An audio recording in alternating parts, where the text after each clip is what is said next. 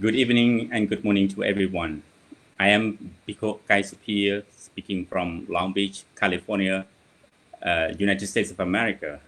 And here we are on the program of Buddhasāsanā of the Cambodian Buddhist Monk Society in USA. Because of the ongoing crisis in this world, we have come up with another topics that can help us to strengthen our mind.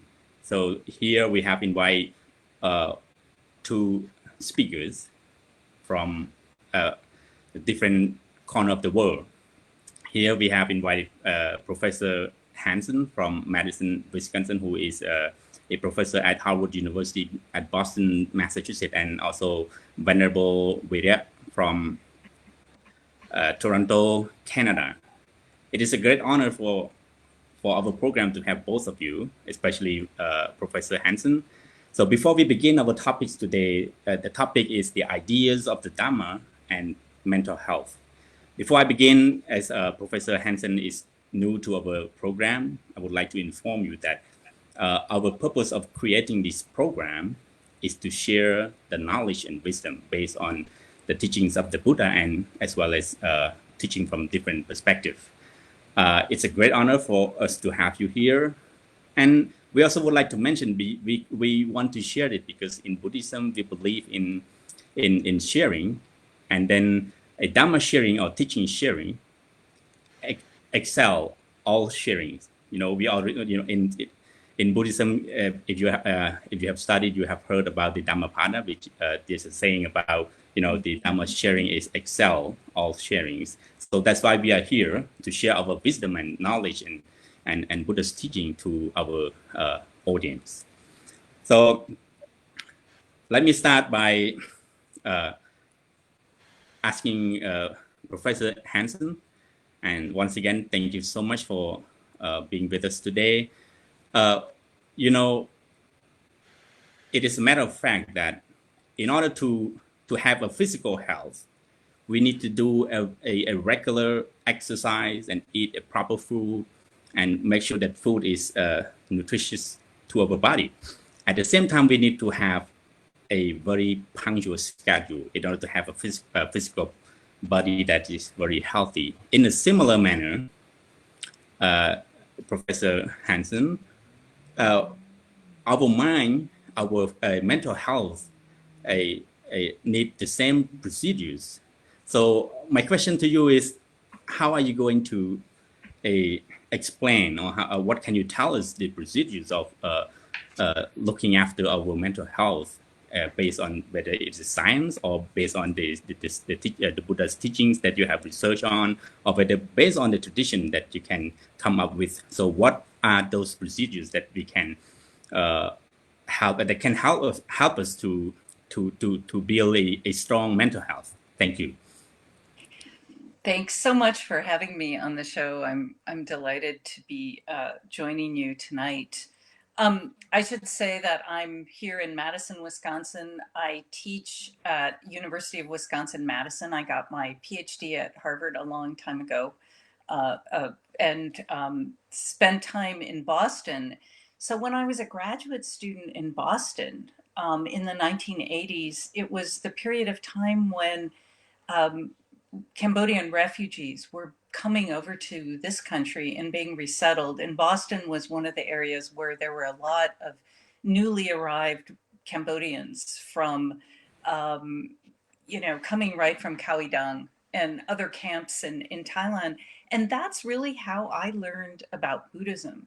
So I think to begin with, I can just say that I think within the Cambodian community, there are so many resources for thinking about how we get through the suffering that we're going through right now, because your elders in your culture have been through so much. And so I really learned about resilience. I learned about suffering from firsthand, through the firsthand accounts of Cambodian refugees that I worked with when I was a graduate student at Harvard. And one of the things as I was hearing about, I was young, in my 20s, and I was just learning about the Khmer Rouge period, the genocide there. And I was horrified by meeting people who were my age who had just gone through such terrible suffering. And so I was asking questions about, how do people cope? How does Buddhism this is when I was just learning Pali and learning about Buddhism. I asked questions about how people got through something like this and how Buddhism taught people to cope. And one of the first things I noticed about these elder Cambodians that I was meeting is they would tell me Buddhist stories. And one of the stories I kept hearing again and again was really a story about mental health, resilience, and survival. And it's the story of Patichara. Padacha. Paticha. Yes. So this very young girl who, all right, she's, granted in the story, she's done some bad things. She runs away from her parents. She runs away with someone she's not supposed to marry, but she's done it. She's living far away. And she has this experience of she's pregnant. She's going back. She's about to give birth. She's going back to her parents' house to give birth. She already has one baby. She has a husband. And as she's going back, she gets caught in a terrible storm, and her baby is born during the night on one side of the river. In the process of that, her husband is bitten by a snake. He dies. It's tragic. She's very upset. She's got a toddler and a newborn baby, and she has to cross this river that's just so swollen from the flood of the storm the night before. And when she crosses the river, she's halfway, she decides to take the baby over to the other side, and she puts it down on the bank, and she's coming back to get the toddler. And I think, many people in your audience know this story. A big Yes. hawk comes and takes away her baby, and she's, raising her arms and terrified and trying to scare the hawk, and the toddler thinks she's telling him to come into the river, and he gets swept away in the river. So there she is in the middle of the river. She's lost her husband and both her children. It's like unimaginable. She goes on, things get worse. She finds her parents' home and finds out that her whole family has died in a fire. She really goes crazy. She just starts wandering around. Her clothes fall off. She's upset. And she ends up eventually wandering near where the Buddha is. And he recognizes who she is. He knows what's happened to her. And he invites her to come in, has someone give her clothing. She's been wandering around, this crazy homeless woman, for a long time. And she starts to study meditation.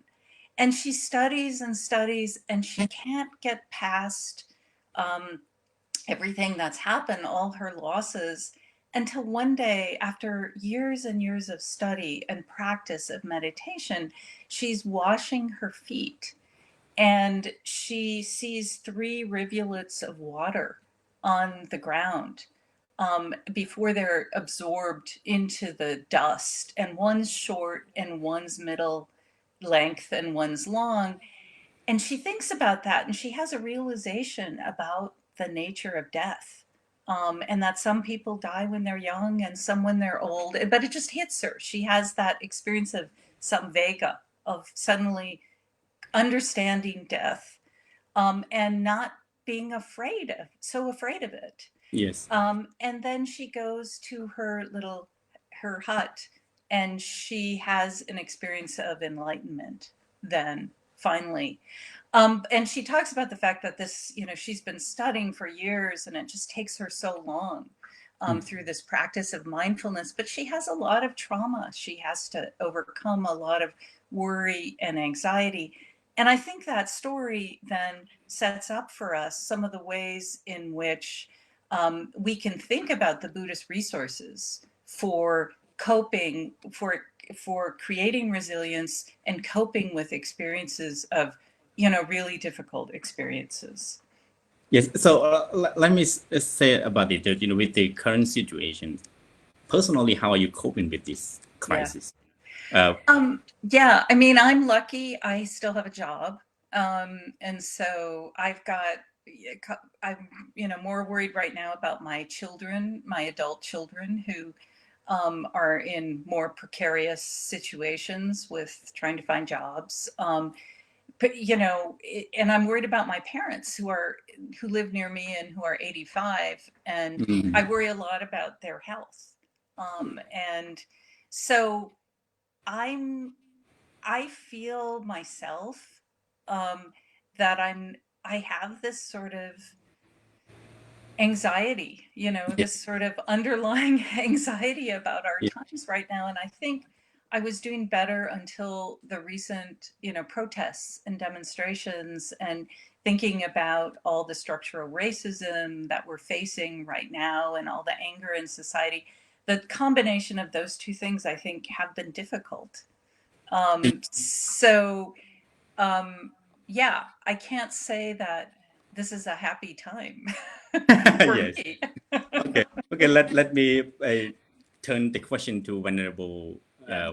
Vireak, who is engaging with the mental health care in his place, working with the maybe local and tackling the mental issues and counseling to the people. So, according to the Buddha's teaching, with this current situation, what sort of the teachings that you would like to introduce to the people, then uh, to help them to understand and cope with this crisis and or maybe difficulties in their livelihood. So, what can you share with us on this topic? Thank you.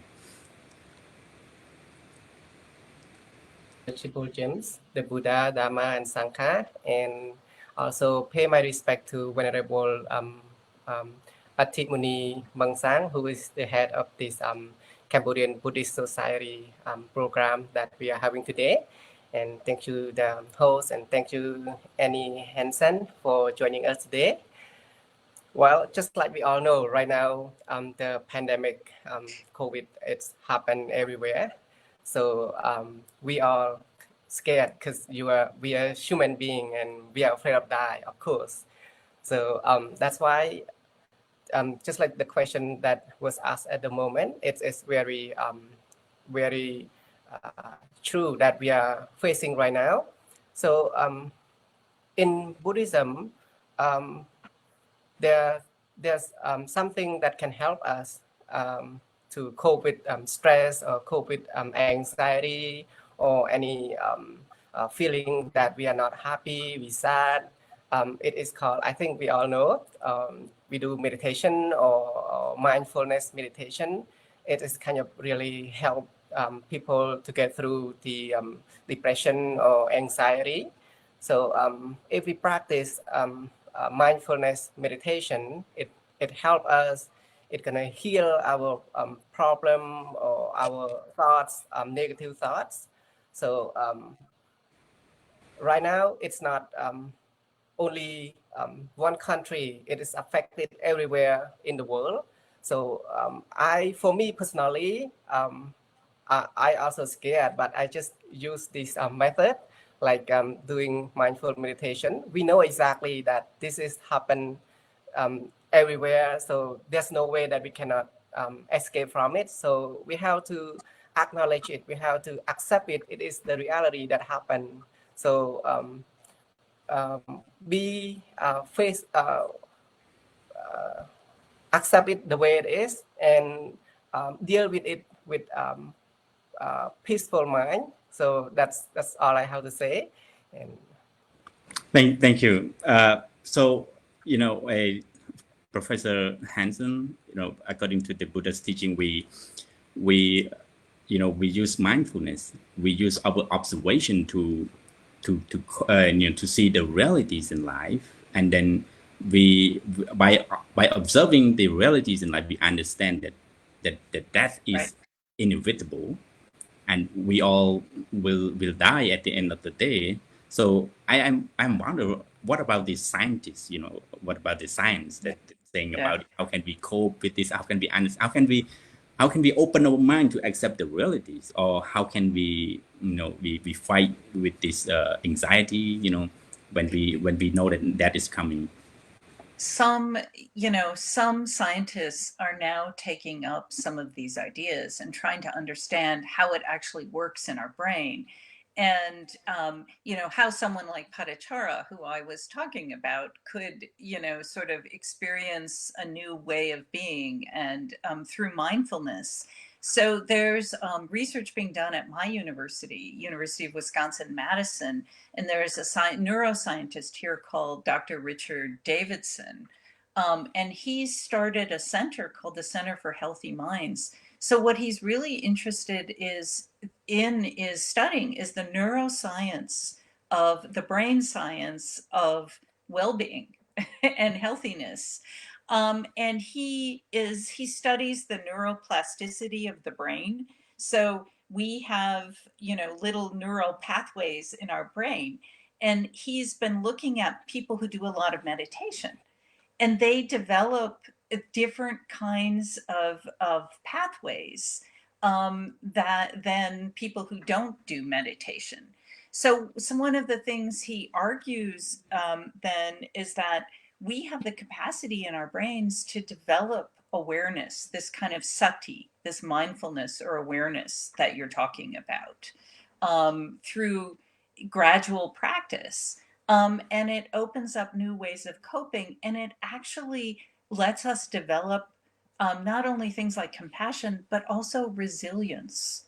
That resilience that we were talking about before, because it gives us awareness. So that is in the front part of our brains, and it sort of controls our emotions, and helps us be more aware of our own minds.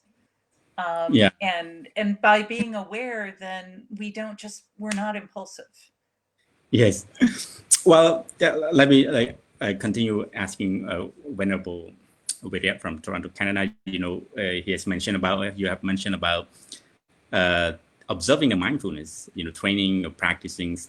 But, to the ordinary people, we are being distracted by a lot of things, like you're losing a job,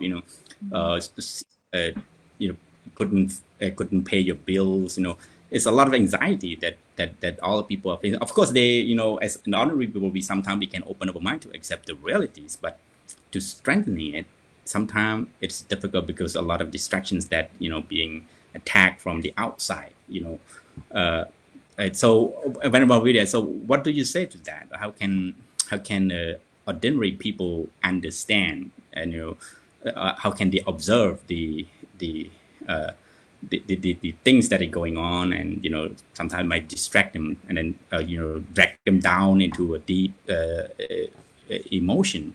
So I'm curious about the teaching of the Buddha that they can help them, they can improve their curiosity, their anxiety. So what can you say, what can you tell us, and what can you share with us? Thank you. That's interesting. I think in Buddhism, we try to lower down our expectation. Like we all want to be like rich, we want to have a lot of money, we want to be famous. So all of this can make us really suffering. So for this occurrence, for this pandemic that happened, so we didn't plan, we didn't want it. So I think some people, they are really going crazy or cannot control their mind because of the happening right now. For me in Buddhism, I think like the reality is that we are facing right now, we cannot change. So people better acknowledge it and take it as the way it is, and find the way, whatever way that can help you. For example, if you stressful over money, paying the bill, I think there's way maybe you can work, or you can use your money that you been saved up from before. Or if your mind like really stressful, I think you should go somewhere that you used to go, or you talk with your friends. So all of this is just like basic thing that can help us to cope with that. Or in Buddhism, like I mentioned over and over, I think like at least you should try doing mindfulness meditation 10 minutes or 15 minutes or whatever, whenever that you can manage your time. So this is the method that can help somehow a little bit. I cannot guarantee that can help you a lot, because like financial is very important and timing is very crucial for all of us right now. So that's all I can say. And Thank you. you can have another way, or Well, professor have another way that can help me with that, or go ahead. yes. My question to Professor will be this. Professor, he has mentioned about the lower down of expectation, but in science, in science, they talking about the egolessness. In order to maintain our emotional, mental emotion, then you have to make sure that, because egoism is the main cause of the problems. That when you have too much selfishness, and then you're increasing your anxiety, you're increasing your more a motivation on getting more things in life. And so in scientists, I heard from my colleagues here who was working at the a psychiatry department at the Department of Mental Health here. He's talking about it can help a lot if you are lower down your ego, in according to scientists, because people are expecting more things when they couldn't match with the expectation, so things could go crazy. So according to your understanding or maybe your experiences, how can we deal with that egoism, as a person? Yeah, I can't talk about that in scientific terms. Really, I have to go back to the Buddha, to the Anguttara Nikaya, to the Buddhist scriptures. But the Buddha tells us that he gives us an analogy that if we're trying to look at ourselves in a pot of boiling water and it's all churning over, we can't see ourselves clearly. But if we look at if we want to see our reflection of ourselves in a deep, clear pool, still pool, we can see ourselves very clearly. And so likewise, if we have all these problems churning up our minds, like how are we going to pay the bills? What are we going to do? If we're just worrying and repeating those cycles over and over and over again of worry and anxiety, we can't see clearly. But maybe if we can take out a minute and use meditation to calm down our minds, then we can see we can see with more clarity, and maybe we can figure out a way to solve our problems. If we sort of can step out of those cycles of where we're just spinning our mental wheels around and around.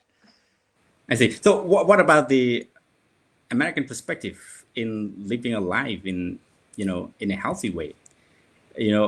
Sometimes you've been to Cambodia, you've been to many different places around the countries. Sometimes we have a different conditions of living. You've been to Cambodia, you see how people live, and then people are familiar with their conditions. So the mental health, the mental state is very normal with those conditions. Compared to that with the American conditions, and the living condition, how can you say, how can sometimes I felt like people are facing a little bit difficulties, then they couldn't accept it here. Yeah. Even though they have enough, as you know, they have a lot of, no matter what in America, right, we have enough food, we have, a place to live, but still some people are complaining about it. And what do you say to that? How can they? I think it's that issue of expectations. And again, there's this expectation that things will be a certain way. And again, the Buddha tells us that there are different kinds of dukkha. There's dukkha, which is ordinary dukkha. That's, getting sick from the COVID-19 or losing someone. I mean, it's called, translated as ordinary dukkha, but it's not very ordinary. It's all the things, we most fear in our lives. But there's another kind of dukkha that the Buddha talks about. And that's it's called in Pali, viparinama dukkha. And that's the dukkha, that's the fear of change. We have this idea that everything is going to stay still and that we want it to stay still. And then we get mad when it changes. But of course, when we think about life, it just changes all the time. So we have to accept that change is part of the nature of reality. It's also part of the nature of ourselves. We're organisms and we change all the time. So in a way, that's a good thing too, because we have the capacity within ourselves to change and adapt to new situations if we can just let go of that idea that everything is supposed to stay the same. I see. So that is the teaching of the Buddha from we call it the three characteristics phenomenon. It's difficult sometimes. Even I myself as a monk, we went through a lot of things, and then the Buddha told us to understand that the natures, that the changing natures that keep going like that. So even when we are doing meditations or observing the realities of life, so we need to observe our mind as well. When this is saying in the teaching is saying that when the mind moves, thoughts arises, and then the thoughts is keep changing. But we need to have the mindfulness that observing it in a similar manner, living our life. We need to have the mindfulness that observe things that keep changing, and then we can accept the realities.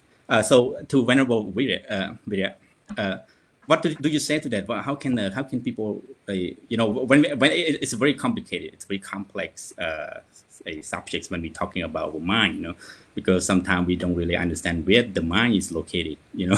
Only the person who observing it, only the person who have who build up. In Buddhism, the Buddha told us to build the habit, a new habit.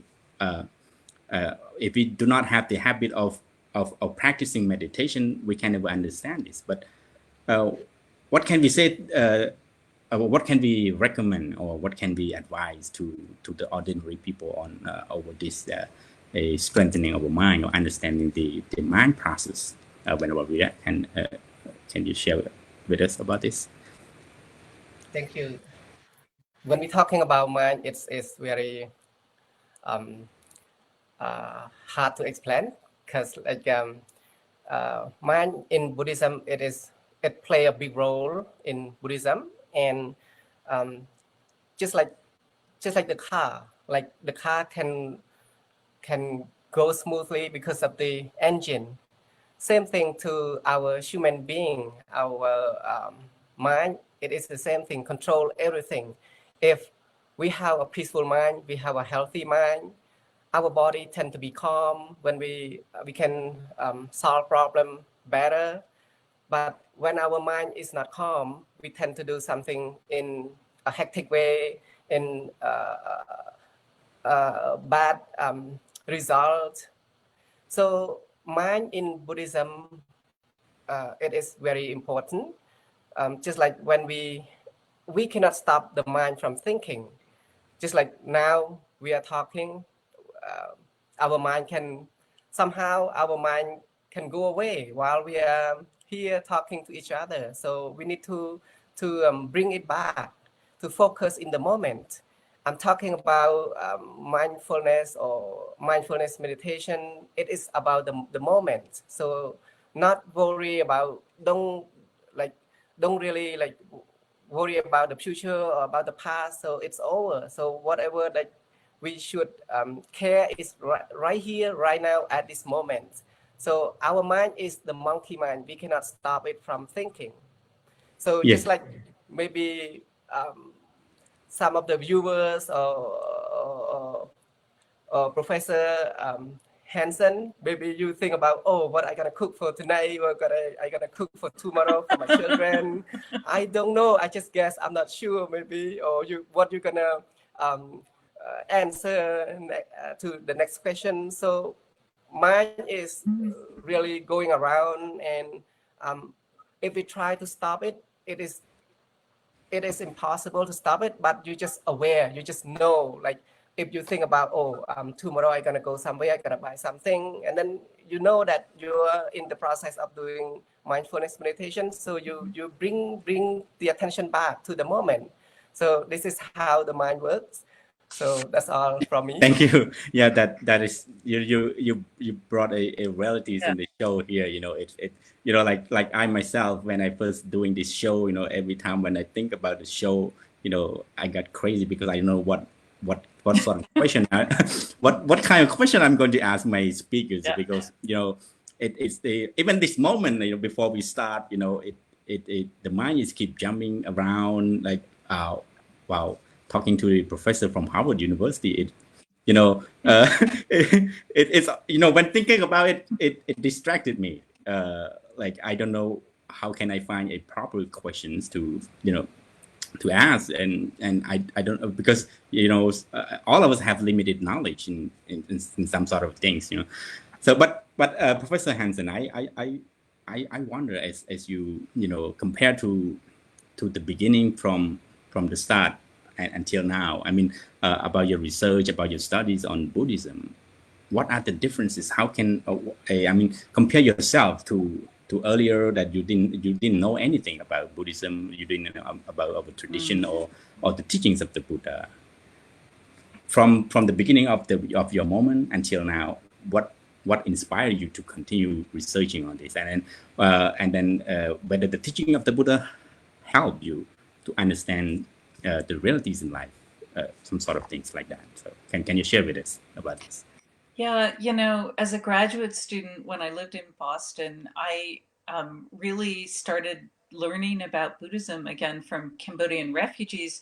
But when I would ask them a question, the people I knew that they couldn't answer, they would just take me to Venerable Mahagosananda in Rhode Island because we were close by. And so we'd all pile into a car and go ask questions to him. And I remember one time he said what you were saying in a way. A peaceful heart makes a peaceful person, makes a peaceful family, makes a peaceful community, makes a peaceful society, makes a peaceful world. And it was somehow just the way he said it that made me understand that those ideas about and how powerful they were. And, you know, I also remember him saying to me, you know, if people just kept the first precept against killing, we would have world peace. So in some ways, you know, these are very simple and very complex things, like this idea of training the mind to stop worrying, to stop retelling stories, to stop revolving. It sounds so simple, and yet it's so hard to achieve. And I think that increasingly over the years, I've really started to understand the world through the lens of those Buddhist ideas. So that's just how I make sense of reality after all these years of studying Buddhism and reading Buddhist texts. Yeah. So, but you know, things that, you know, here in America, we you know, as a I don't know whether I can say we of course we are capitalists and material. But I don't know whether I can say the materialist. You know, we are chasing after a lot of things in life, and then people are living that way because of the competitions in our daily life. You know, sometimes it drags us into a bad situation because we are chasing after too many things, and then that could affect our mental health as a person. But some people when they travel abroad, they see the realities of the difficult living conditions of people in different countries, so they can change the mindset, you know. But but for people who are living here and then understand this, sometimes it's extremely difficult because as I don't really engage with the American people, but here we have some kind of rituals or ceremonies, and then the Cambodian younger generation, they of course participate in some sort of the ceremony, but sometimes they don't really understand what did Buddhism teach and what did the elders teach them. So it's really difficult to say, and then sometimes when people are not interested, they just don't really pay attention. So, but when I heard about your story as an American, and then you were interested in this these cultures and these traditions, it's something that makes us happy as a Cambodian, So if I want to ask you to, what can you share to the younger generation about this, in order to make them happier? Well, I have a good story that I felt like Venerable Vireak made me think of when he was talking about monkey mind. And I think it's a story about that it's a Cambodian story about monkey mind, but also about the importance of staying in the present and focusing your attention and just living in the moment. And it's a story. Have you heard this story from the Gate Lok? Gate Lok about Rung Jiao Jack Smoke. You know this story? It's just about how our monkey minds work, how we're always manufacturing these stories about what we're going to do next and how difficult it is for us to stay focused. And it's about a basket weaver who's like at the top of one of those really tall sugar palm trees. And he's trying to cut down leaves and to make some baskets. And he thinks, oh, I'm going to make such great baskets. And then I'm going to take them to the market and I'm going to sell them. And then I'm going to have enough money to buy a hen. And then I'm going to sell the eggs and I'm going to have enough money to buy a pig. And then I'm going to have enough money to buy a cow. And then I'm going to have enough money to buy a farm. And I'm going to put fruit trees on it. And then I'll be able to afford to get married. And my wife will have a son. And then I'm going to be so rich that I'm going to get her a servant girl. And the servant girl is then going to drop my son and I'm going to reach out and kick her, which wasn't very nice. And he forgot he was at the top of one of those very tall sugar palm trees. And so as he reaches out to kick the servant girl, he's just acting out his fantasies. He starts falling out of the tree and he reaches up and he can grab just one palm leaf and he's hanging on. He's very, very high up. And all of a sudden he's, shouting for help and no one's around. And he hears an elephant driver, a mahout, come by. And the guy stands on the back of the elephant and tries to get him down, but he's not paying attention either. And he accidentally gives the elephant the signal to go. And so the elephant goes running off and he just has time to grab this guy's foot. And so they're both hanging there from this sugar palm tree. Anyway, the story goes on. It's long. Yeah. It involves 4 bald uncles and all kinds of things and people die. But, it's a story about how if we aren't paying attention to the moment and we're just spinning out all these stories, we can get stuck in them and we lose sight of what we're doing at the moment. So I feel like for me, that focus on mindfulness, on paying attention, on being where we are fully, being fully present, is something I've learned from Cambodian Buddhists over the years.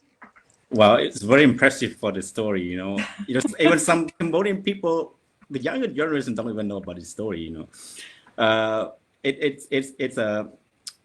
It's very impressive for your commitment to do a research and study all of this. It represents our values as a Cambodian. We are happy for that. And by the way, we are about the time. We are going to finish at a 5:45. Oh, here is 5:45. Over there is 7:45. Anyway, I would like to turn the last question to Venerable Vireak. what can you say to the people to have a healthy mind, to have a good healthy mind? What sort of practice would you recommend to the people? How can they live a happy life with the Buddha's teaching? Thank you.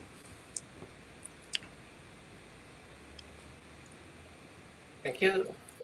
Healthy mind is something that we all want, that we all strive for, but there's a process to that. So healthy mind is something that we need to work on. It just not happen overnight, or it's not gonna happen by itself. We need to practice the reality, like